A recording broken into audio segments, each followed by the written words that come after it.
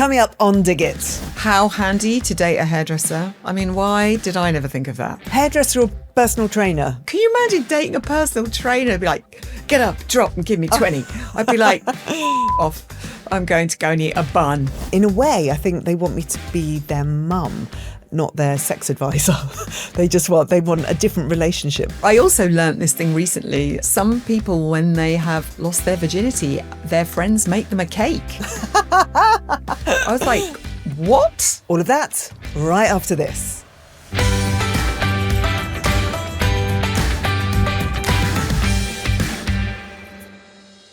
So we have some very, very exciting news.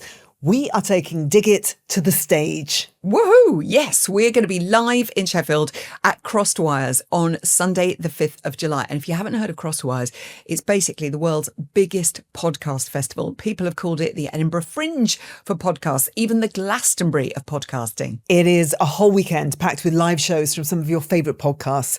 They take over venues across Sheffield. There are after parties, DJ sets, outdoor bars, food stalls, and loads of free events too. And we'll be at the Crucible, which is an iconic, intimate venue, the home of world snooker. Will be properly up close with all our diggers. Now, Sheffield is right in the middle of the country and very easy to get to by train. So if you fancy making a whole weekend of it, you can. And the Peak District is right on the doorstep. Potting Shed members will get an exclusive pre-sale link at 11 a.m. on the 10th of December, so you can grab early access tickets. And then general sale opens at 11 a.m. on the 11th of December. And if you subscribe to the Potting Shed through Apple subscriptions, you'll need to email hello@digitpod.co.uk because Apple doesn't share your contact details with us. That is the only way we can make sure you get the pre-sale link. We'd absolutely love you to come and soak up the atmosphere at Crosswires. It's a brilliant weekend. Come and join us for our first ever Dig It live show. We cannot wait to meet you in the flesh. All the details are there for you at crosswires.live. We'll see you there. Dig It is sponsored by Help for Heroes. This time of year can feel really warm and bright for some people, but for others, it can be tough. And we learned this week that nearly 1 in 3 veterans in the UK experience loneliness at some point. And these are people who gave so much, not just their time, but huge parts of their lives. And even after they leave the military, many are still facing daily battles. But Help for Heroes do something genuinely brilliant. They support veterans and their families with life-changing, tailored physical, mental and financial help. It's real life practical support delivered by people who understand exactly what military life is like. And something we're doing on Dig It this Christmas, which I think is really lovely, is sending a message to veterans via the Help for Heroes Christmas message board. The message I posted is, if you're reading this, please know you're not forgotten. Your resilience and your service mean more than you know. And I truly hope this Christmas brings you peace and happiness. And mine is, I want you to know how much your strength and your time in service have meant to so many of us. You deserve a future that feels safe, supported and full of possibility. I hope this Christmas brings you moments of calm and the reminder that people genuinely care about you. Show our veterans they're not forgotten this Christmas by sending a message of support. Visit helpforheroes.org.uk to leave your message. Together, we can help veterans write their next chapter.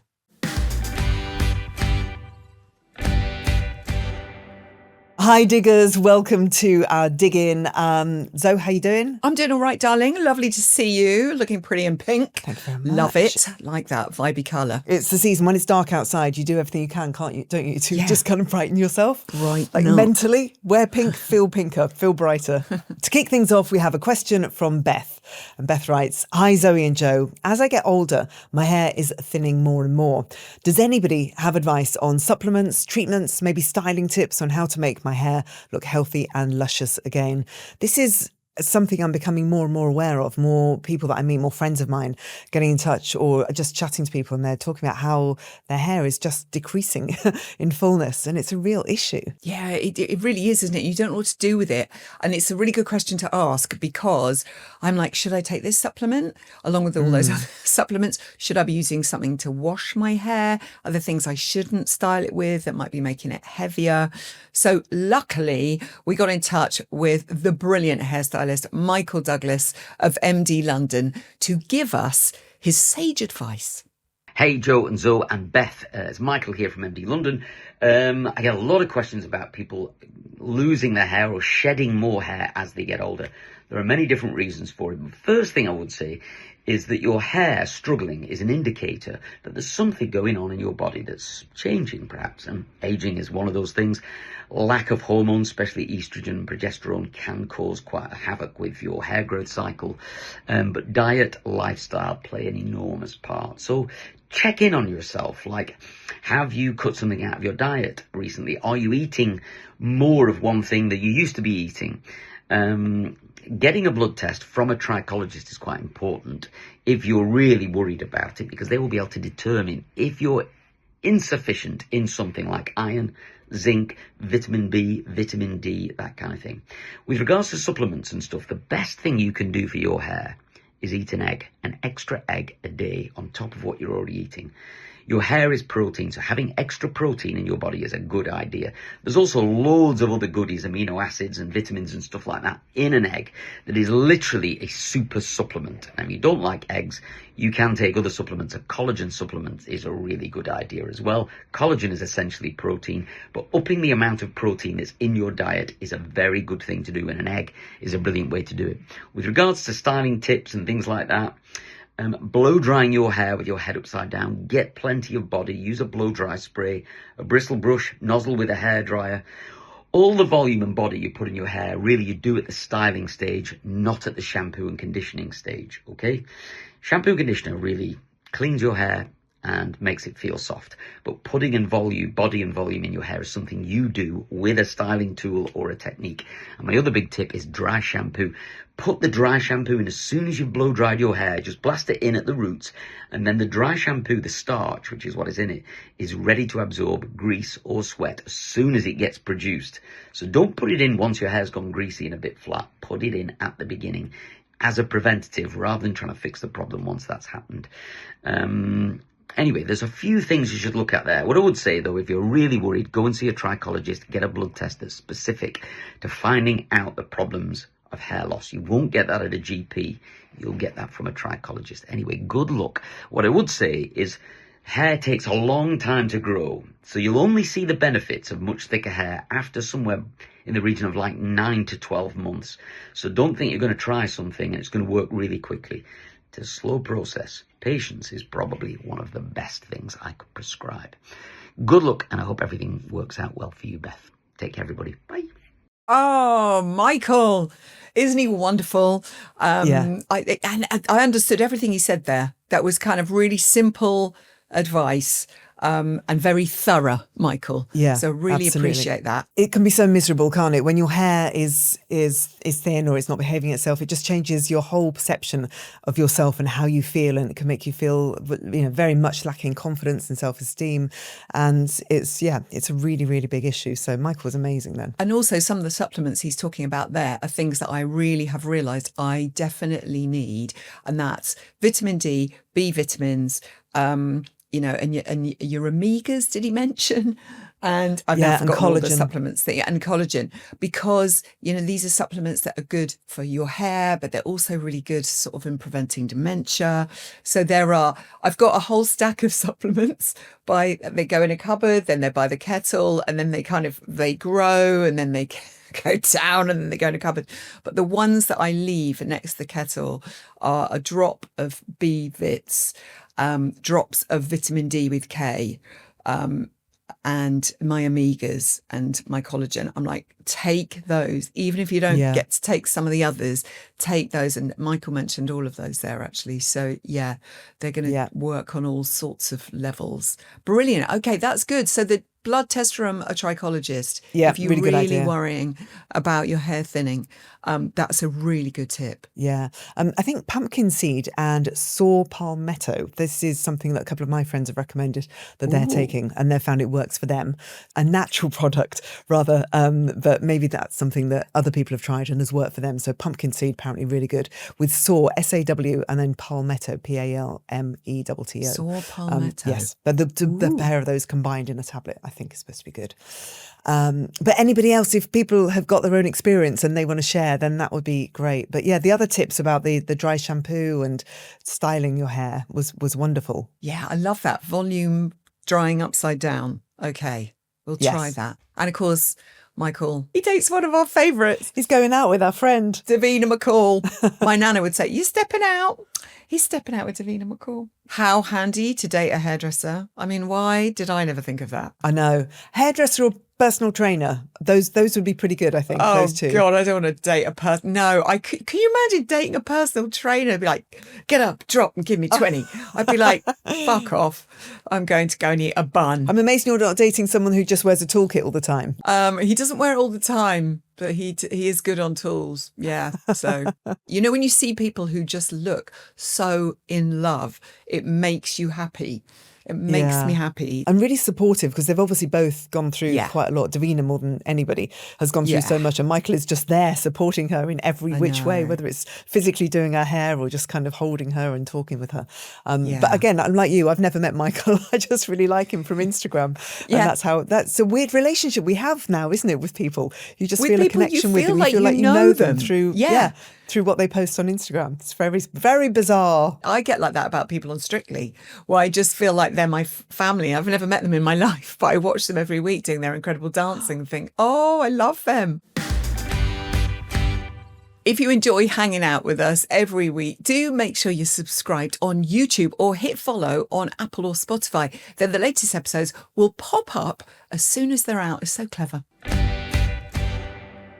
So we've had a message from Claire. She says, my 14-year-old son has just told us he has a girlfriend who is also 14. Eek! Oh, can you imagine the excitement? He doesn't need a chat about the birds and bees as such, but have you got any tips for having conversations about relationships that perhaps you've had with your children? Thanks, and keep up the fab pods. Well, congratulations, Claire, to your son. That sounds very exciting. Are you managing to remain cool, or are you running in the other room going like this, Or going eek. or going eek or panicking? Yeah. Yes. It's interesting you say there that he doesn't need to chat about the birds and the bees. I think our kids know probably more than we do, actually. Well, they definitely know more than I did at that age, I found with both of my kids. But I'm really glad to be able to have chats with my kids about relationships. Sometimes I do it through talking about the good and the bad in my own relationships, which they've often pointed out to me. But yeah, I think it's really good to know that they can come to you and talk about things, because it can be quite overwhelming when you start dating someone, and boys and girls are so different. Or, if your boy's dating a boy or your girl's dating a girl, you love who you love. But it can be quite overwhelming because there's a lot to encounter. And it's a so to minefield, have that isn't it? relationship with your folks where you can go, can I just ask you about this thing? Or you feel that you can sort of say stuff. So do you have that with your kids, Jo? Yeah, they're pretty honest. I think one of the things I've Yeah. learned is because you never know how long the relationship's going to last. So when they Yeah. start going out with someone, initially you're like, oh my God, they've got a girlfriend or they've got a boyfriend. This is quite exciting. Also inside you're thinking, do I like them? Do I want them to be part of our gang? No, I think they're good. They can Yeah. join the family or whatever. But you're never quite sure. And so the best and the most important thing is not to pass any judgment or say anything at all about the character or the personality or the relationship. I just listen. That's what I have Yeah. learned after 4 children and watching them all go through, because there'll be, you'll pass some comment about a habit that their girlfriend or boyfriend has, and immediately, normally, they get very defensive, I think, because, they're going out with somebody who they really, really like. Yeah. And so you just don't want to put yourself in that position at all. So say nothing. Just be really cool and listen and just ask questions and just see how it pans out, I think is the most Yeah. important thing. Because if you either fully commit yourself to one of the partners and then it ends after 2 months or 2 days or 2 years, devastated. It's you are quite often very, very devastated, or sometimes you're very, very relieved because you don't particularly like the person that they're going out with, but just never let them know that. Just kind of hold it back, just be cool. And then, when it does finish, you can just go, it's okay. Somebody much better is going to come along, or, you say the appropriate thing, but definitely don't go in there. It's such a relief when you can see that they're really suited and that person is bringing a lot of love and joy into your kid's life. There's something so wonderful about that where you're like, oh yeah. Because sometimes my kids have appeared with someone and I'm like, this person's going to last 2 minutes. They're not going to be able to handle Woody or Nell. It's you can sort of see. But you're right. Welcoming, always welcoming. My parents were always really welcoming with especially with some of the complete losers that I brought home. I remember my dad years later would be like, oh God, she'd come in and be like, oh, here's another winner, but not say anything. And my mum was always, she was always wonderful with them all. And she'd be like, oh, we quite liked him, or da, da, da. But you don't know how long it's going to last. So just being positive and welcoming is so lovely. One thing I have done with both of my kids is, even if they've not wanted to have a chat, I'm just like, are you cool with stuff? If you ever need to talk about anything, if anything comes up, you can talk to me. You know that. It won't go anywhere. It's just between us. And I have, for both of them, bought them supplies from the chemist at different times because I just wanted them to know that it was okay to talk about stuff like that. It was okay to ask if they wanted any help, if they need to see a doctor about, going on the pill, if they know there's condoms in the house. It's just like, about safety and stuff like that. And I just want them to know that they are free to discuss that stuff with me. Yeah. And we kind of are a family who talk about things quite openly. So, and I really love that sometimes my kids will tell me things and I will, listen, and then I walk away and think, I'm really privileged that they've decided to share that with me.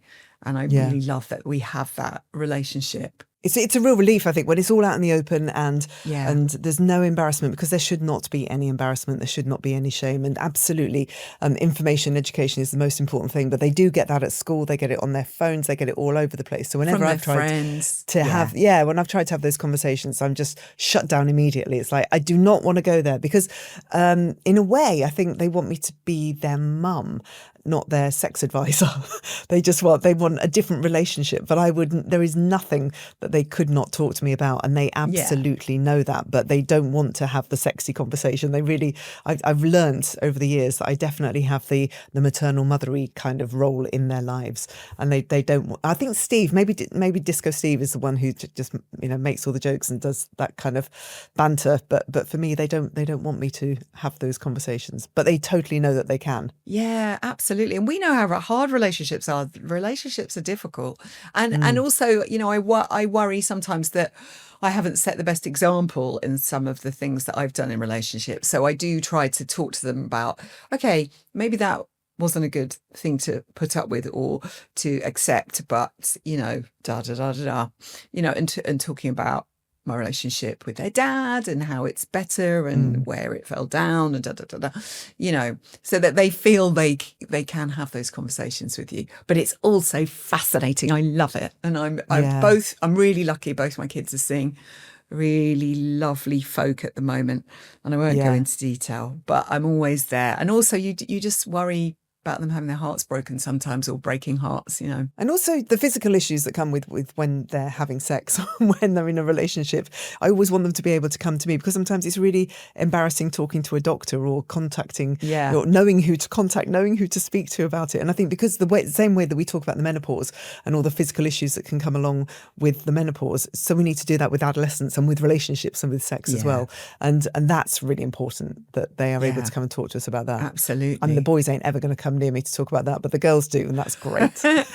I also learned this thing recently that apparently, I don't know whether it's a TikTok thing, but some people, when they have lost their virginity, their friends make them a cake. I was like, what? Yeah, apparently that's a thing. Sometimes when they lose their virginity, their friends make them a cake. So I'm obviously watching for baking supplies constantly. I mean, what is it not to celebrate these days? No one made me a cake when that happened. Not that I would have wanted a cake.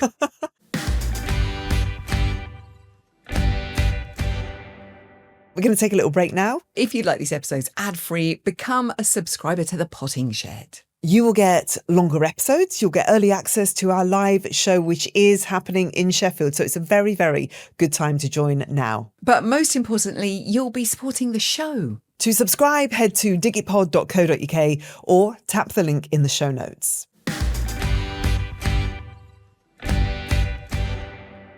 This episode of Dig It is sponsored by QVC. I've been improving my bedtime routine lately. Lights low, limited phone time, just trying to introduce a bit of calm before I sleep. Limited phone time. I'm impressed already. I know, but honestly, I found a gorgeous neon magnesium bath milk and body butter on Menopause Your Way at QVC. It helps me unwind. And then I use this retinol night moisturiser from Pericon and I am out cold in minutes. That sounds divine. Menopause Your Way at QVC is such a brilliant hub for women who are juggling everything: work, family, caring for others, and just need somewhere that says, here's what might help you. Exactly. It's not one size fits all. Everyone's experience of menopause is different. Whether you need a product for sleep, stress, or skin changes, QVC's Shop by Symptom tool helps you find what's right for you. And they've got loads of expert advice too. Everything from relaxation and confidence to relationships and nutrition. It's made such a difference. To explore more, search menopause at qvcuk.com. And don't forget to use the code QDIG10 for £10 off your first purchase over £30. That's QDIG10, QDIG10 for £10 off your first order over £30. For full terms, visit the QVC website.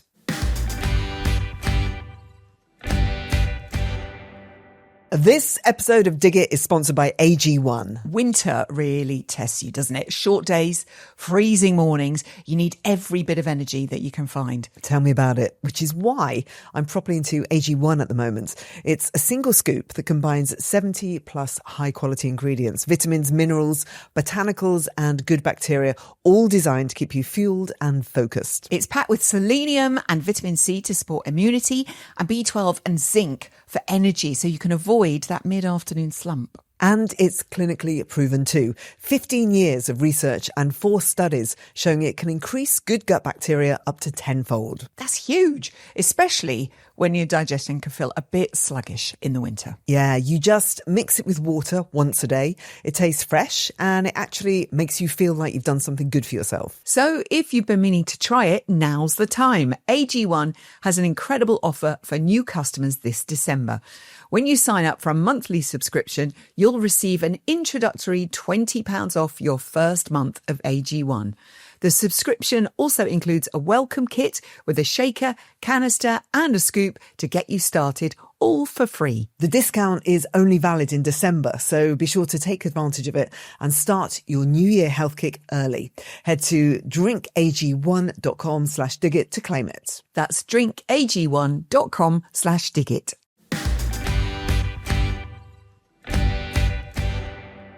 You have been in touch. Christmas is not far away. Yeehaw! And our Substack gift guide is out now. Check out the show notes to read it. One of the brands featured in the gift guide is Art House Unlimited. It's a charity that showcases the artistic talents of adults who live with diverse learning and physical disabilities. They have a Christmas shop and Alex has sent us this.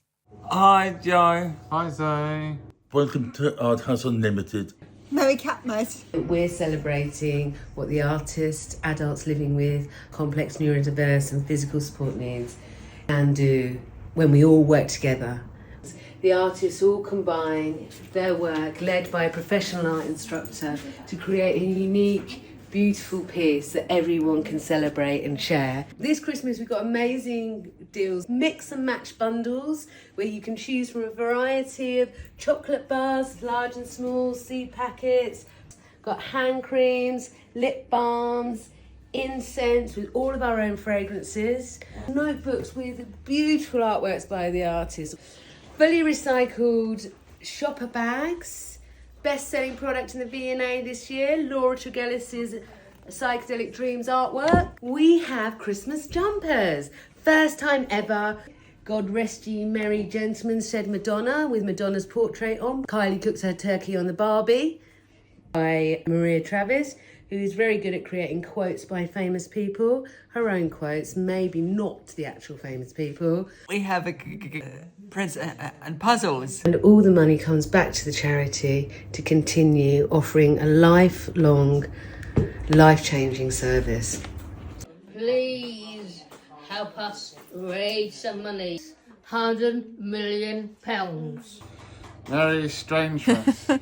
You are the coolest people who do those things. I can't believe how big they have expanded now. How vast It's their collection is. incredible. Yeah, because I first saw them in a little tiny boutique that I go to in local to me, Market Harbour, and they have really cool things, and they had these fantastic cards, and I was like, oh my God, I'm having those for Christmas and for birthdays, because the sayings are so good, the images are so cool, the way they're designed, and that was a few years ago, and they've now expanded, as we just saw. They did seed packets, they did chocolates, but the Christmas jumpers, I didn't know they did those. They look amazing, don't they? We might have to invest. Yeah. Also, I love that the shopping bag was the best-selling thing in the V&A Museum. Yeah, I mean, it just yeah. shows how brilliant they are. So thank you for making that film for us all to see, the amazing work that Art House. Because also, you may have been given Art House chocolate. People always buy me Art House chocolate. And it's so lovely to actually see some of the fabulous artists who have created that for us. So, spread the word. Excellent. Yes. And Chris, I've just bought an RNLI Christmas jumper. It was modelled brilliantly by Joe Wilkinson, and he did a little video on the beach down. I think he lives down this way, and I just thought, it's Joe. He's the perfect person to sell the RNLI Christmas jumper. Anyway, I've ordered one, so I shall be donning that on the show at some point. I'm going to buy an Art House one. I'll wear my Art House one. You can wear your one. Question: do you send Christmas cards? Do you know what? I always did, and we always made a family Christmas card with the kids on. Yeah. And then Norm sort of adopted the ones with the kids on, and partly because I would never get around to doing it. So then I started doing, charity Christmas cards. And then the last couple of years, I haven't sent as many, but I love sticking them up when they come. And there are less and less and less. And I guess is that a good thing because it's saving the planet, less trees, less paper, But it's actually really sad because I love getting postcards and cards and letters through the post, and that art feels like it's dying a little bit. So let's bring back the Christmas. We have got a Dig It Christmas card, haven't we? We have, yeah. If you subscribe to the Potting Shed, you will be getting a Dig It Christmas card from us both. There's your incentive to subscribe. We'd love you to receive it. Christmas cards are so important to me. My mum was a postmistress, so I grew up in a post office for many, many, many years, or majority of my life growing up. And it was such a ritual. And I remember, you could buy the bits of strings and the pegs, and we'd have Christmas cards everywhere. They'd be all over the walls, and it was a huge part of the decoration. And then also the ritual. I love the ritual of writing Christmas cards to people. Yeah. It's such a big part of my Christmas. So I absolutely think people should be supporting Christmas cards, writing Christmas cards. I tell you what, why don't we ask you lot listening right now, will you send us cards, please? Christmas cards. We would love to receive them. It would be very nice. I know lots of people you make stuff and you're artists who listen to this and watch us, and other people just really enjoy Christmas. So if you send us Christmas cards, the details will be in the show notes of how you get them to us, and then we can put them on display. We can put them in our Substack, and then we can celebrate the Christmas card and the beautiful art of saying hi and spreading Christmas love and cheer. I will stick some along the back here. That would be lovely. We've got this text from Amy. Was scrolling through TikTok and saw this video from Jocelyn, who's fighting with her sister via the medium of Emma Bridgewater customised mugs. Oh my goodness. And I just thought you girls would love the pettiness. Let's remind ourselves where mug wars began. Must have been 2022 when my sister sent me this deliberately misspelt mug, thinly disguised as a memento of the day the Queen died. Still, I thought that was it. Turns out that was just a probing strike. Cut to October the 25th of 2025, and this is what I get. Menopausal cow. Well, Lydia, two can play at that game. So today I sent Dimitri, the delivery driver, up to Lydia's to deliver her this message. Let the mug wars commence. Your move, Lydia. Lord. God. Oh my God, that's amazing. Oh, thank you so much, Amy, for sending that. Do we need to do our version of this for the Dig It merch shop? Oh, I think we Menopausal do. cow. Jocelyn, you're a legend. Yes, that was so good. We can't wait to see the next move. What happens? Yes, Tell us, let us know. we want this Christmas update, please, as soon as possible. This is so good. And speaking of gifting, we have a voice note from Elaine. Hi, Zoe and Joe. Just want to chat to you about Christmas presents, really. When I was a teenager, myself and my two sisters all put together and went to the fancy shop in town, you know, the big department store, and bought my mum a lovely handbag for Christmas. We had it gift wrapped and a fancy bow on it, you know, the full works. Come Christmas morning, we were all excited and started unwrapping our presents. When Mum gasped and said, "Oh gosh, this is a lovely wrapped present," she opened the present and saw the bag inside and said, "That's lovely, thank you so much." Me and my sisters just looked at each other, very puzzled. You see, that wasn't the bag we had brought her. She then looked at us and said, "Well, I know it's not what you brought, but I didn't like that one. So I took it back to Beatty's," the said store, and got the bag that I really wanted and got that gift wrapped exactly the same. We just all burst out laughing because, you know, that was just our mum. She used to peek at presents before Christmas just to make sure she liked it. And if she didn't, she would take said present back. She's taken nighties back, all kinds of things. So my question to you both is, have you ever opened a Christmas gift before the big day, had a sneaky peek and maybe taken it back and exchanged it with something you really wanted? My mum is still a naughty but absolutely gorgeous 81-year-old. Love the podcast. It's like listening to mates over coffee every Monday and Wednesday. Thank you. Bye. Thanks, Elaine. I think your mum is a one-off, Elaine. What an icon. I've not ever done anything like that. Fantastically outrageous. I love it that she's gone snooping. I had a look and thought, no, I don't like that. I'll just take it back now. So on the day, I actually get something I Get what I like. want. Oh, it's so good. Maybe we should all try that. Also, Elaine, can I just say I love the mention of Beatty's because that was my department store when I was growing up in the Grosvenor Centre in Northampton. I know exactly where it was. We used to go and we used to walk around there every Saturday. They had really lovely record departments and we used to go and buy records from there. And the makeup was also really good too. I was very sad when it disappeared. So yeah, I know, they all disappearing, aren't they? The Beatties, sad. you know, the Debenhams of the world. That, you know, it was all those department stores were so good for presents as well. And yeah, one by one they seem to go. Joe, have you ever sort of discovered that you were getting something for Christmas that you weren't going to like and done something about it? No. But I probably engineer it so much and I'm very specific about what I would like for my Christmas present. But I want it to be a surprise that I know what it is, but it's a surprise on the day because I tell India or I tell Coco and then they tell the others and there's just this kind of this network that then manages to get the right present for me, and then when I open it on Christmas Day I'm overjoyed and genuinely absolutely thrilled and overjoyed, but because it's exactly what I want, because I've been quite specific about what I want. Does Disco Steve get you good presents? He's amazing. He is amazing. Great. Yeah. And is that because you tell him what you want him to get you, or is he quite good at going, she'll love this? I tell him that he knows the shops that I like to go to. Yeah.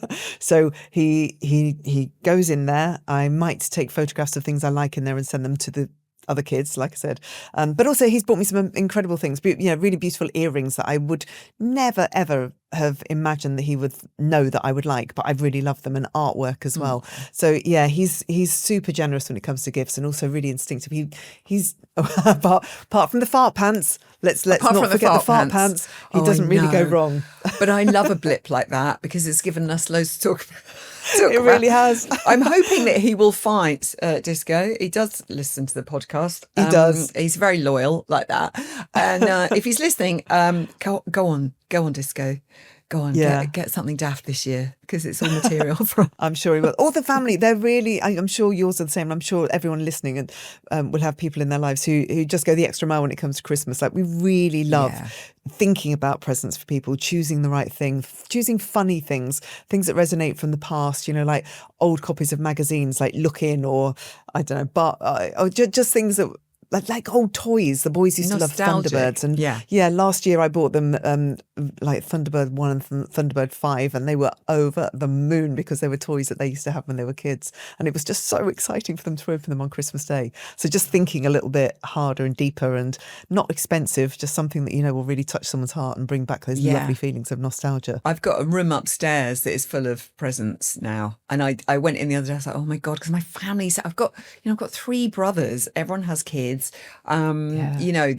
It's quite a big extended family, and I have loads of really lovely girlfriends that we tend to get stuff for each other as well, and then the kids and their partners and stuff. So I have to be really organised. And this year I've gone, I'm sort of, rather than leaving it to last minute, I'm trying really hard to think about it. But what tends to happen though, I find, is there are people who are really easy to buy for, that you can just end up with loads of stuff for, and then someone else you're thinking, oh God, I've got nothing for them, but I've got loads for them. But I went into Santa's Grotto yesterday, I had a little look, and I'm like, okay, we're doing good. We always find it hard with my sister because she tears through presents at like a million miles an hour. As soon as we wake up at 5 o'clock on Christmas Day, she's just like, present, present, present. And you can't manage it. Like, it's not like like a normal child. She is absolutely desperate. She has this insatiable desire to open a present, and there is nothing you can say to calm her down. She just rips everything open all the time. So Jude last year had this genius idea of buying her hundreds of pairs of glasses, like cheap plastic glasses.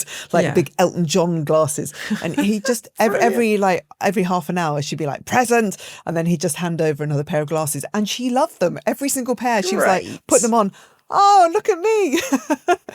And she was absolutely over the moon. And it was, so that was a really good idea. If anybody else has got people with learning difficulties or differences in their family, sunglasses and spectacles, they're a good idea. We once made a Guess Who game of all our friends, which was, it took quite a bit of effort, but we had, everybody on the cards and the board, and made a Guess Who of all our mates. I think it was for someone's wedding anniversary or something. Oh, I love that. And that was brilliant. And then you slotted the pictures into the, like a proper set. That was quite a fun thing. It takes quite a lot of work. It's quite a lot of work though, but it's a really good present. You make me laugh though, because you say, oh, I'm running out of time and I'm beginning to panic. It's still the beginning of December. I know, too. I mean, I'm just beginning to think about buying presents. I actually have way too much time on my hands, Joe. Going slowly mad. I'm going to start wrapping them. I love wrapping presents. Anyway, that's for another episode, another time. Yeah, I do. That's it for today. We can't fit anything more into today's episode. But if you want even more questions and answers, become a member of the Potting Shed, join our gang, and you'll get longer episodes. And remember, if you have any questions or comments or things you'd like to share with us, we really do love hearing from you. Yeah, details on how to subscribe to the Potting Shed and how to get in touch are all there in the show notes. It's ever so simple. See you on Wednesday. Bye. See you Wednesday.